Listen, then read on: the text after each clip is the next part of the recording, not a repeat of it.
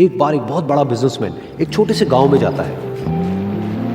उसका प्लान होता है कि उस गांव में एक फैक्ट्री लगानी है। वो एक ऐसी जगह तक पहुंच जाता है जहां पर उसके सामने नदी होती है और उसके सामने गांव होता है।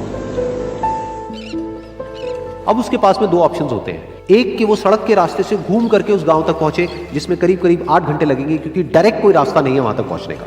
दूसरा कि सिर्फ 20 मिनट में एक नाव में बैठ करके उस नदी को पार करके उस गांव तक पहुंच जाए।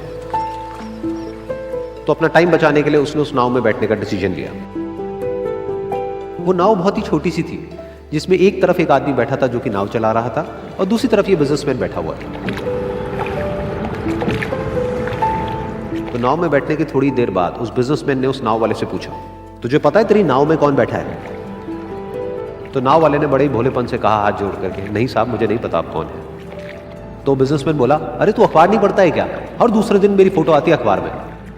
तो नाव वाला बोला, अरे साहब मुझे कहाँ पढ़ना लिखना आता है, मैं बहुत छोटा सा था जब मेरे पिताजी गुजर गए थे, तो अपने परिवार का ध्यान रखने के लिए मैं बचपन से ही काम में लग गया और तभी मेरा स्कूल छूट गया। ये सुन करके उस बिजनेसमैन ने उसका मजाक उड़ाते हुए उसको कहा, तुझे पढ़ना लिखना तक नहीं आता है, ऐसी जिंदगी का क्या फायदा? ये सुन करके उस नाव वाले को बुरा तो लगा लेकिन उसने कुछ नहीं कहा।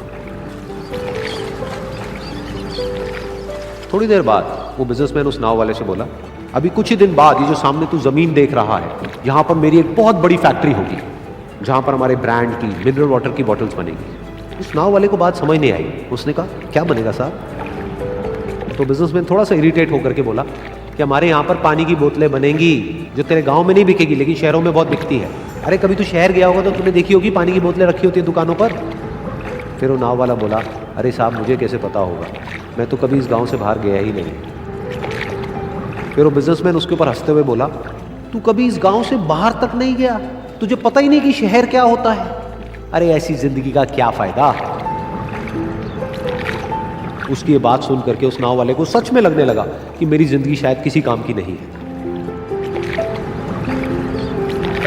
अपनी इस सोच की वजह से उसका नाव से ध्यान हटा और तभी नाव की टक्कर हो गई एक बड़े से पत्थर से, जिसकी वजह से नाव में पानी भरने लगा और नाव डूबने लगी। उस जगह पर पानी बहुत ही गहरा था और किनारा दूर था। नाव वाले को समझ आ गया कि अब इस नाव को बचाने का कोई तरीका नहीं है और वो अपनी जान बचाने के लिए नदी में छलांग मारने ही वाला था। तभी उसने उस बिजनेसमैन से पूछा, साहब आपको तैरना तो आता है ना?